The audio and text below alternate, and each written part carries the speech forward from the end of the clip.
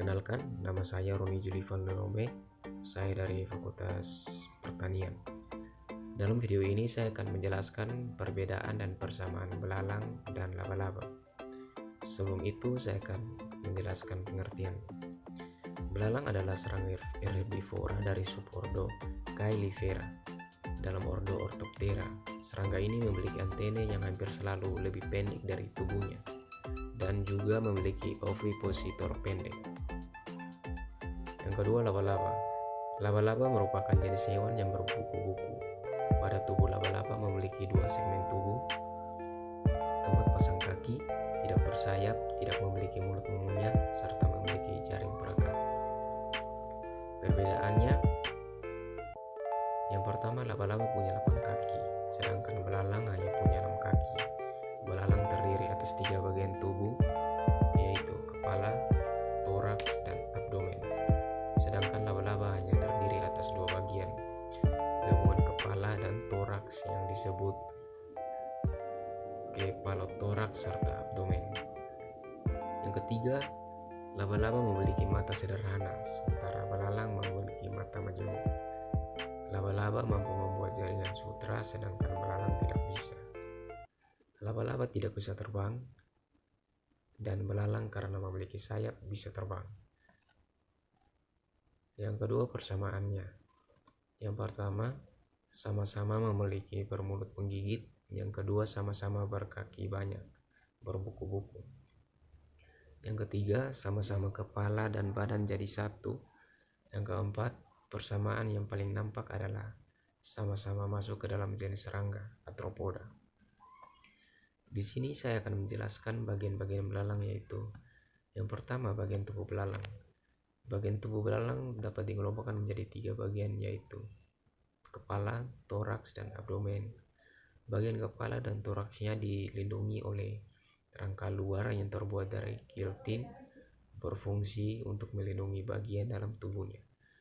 Karena bagian abdomennya tidak dilindungi oleh rangka luar, maka abdomennya halus, lunak, dan rawan untuk terluka. Yang kedua, kepala. Pada bagian kepala belalang terdapat 2 mata majemuk, 3 buah mata tunggal, sepasang antene, dan alat-alat mulut. Alat-alat mulut terdiri dari bibir atas labrum, 2 buah mandibula, dengan sebuah hypopharing di antara 2 buah maksila. Mulutnya dimasukkan ke dalam tipe menggigit dan mengunyah. Bagian-bagian mandibula pada mulut belalang fungsinya untuk memotong makanan, sedangkan bagian maksilanya fungsinya untuk mengunyah makanan yang sudah terpotong.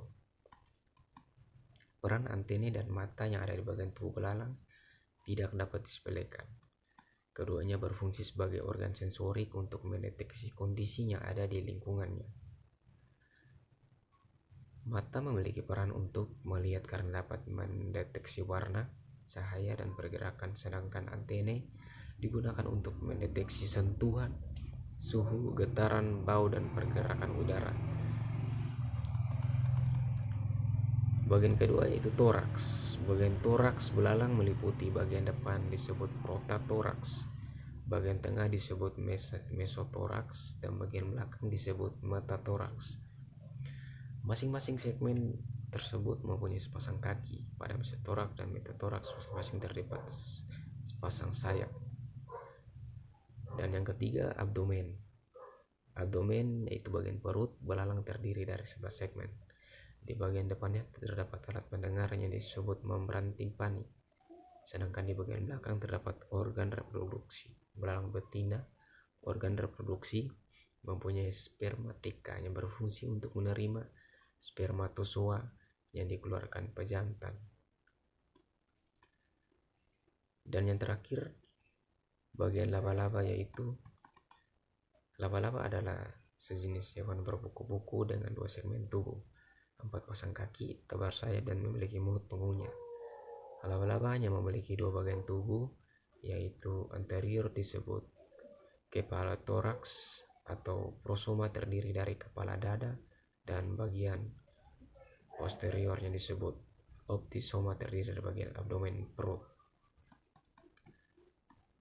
Laba-laba merupakan hewan pemangsa karnivora, bahkan kadang-kadang kanibal.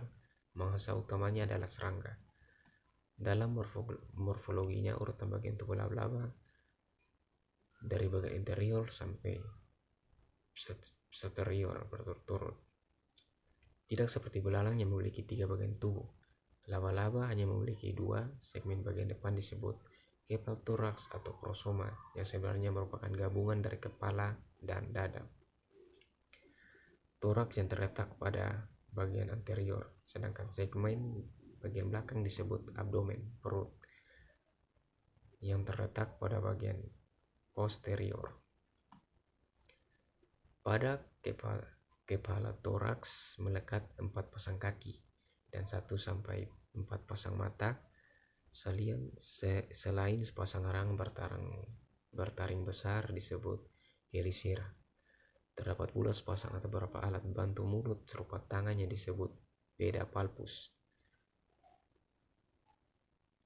Laba-laba tidak memiliki mulut atau gigi untuk mengunyah. Sebagai gantinya, mulut laba-laba berupa alat penghisap untuk menyedot cairan tubuh mangsanya.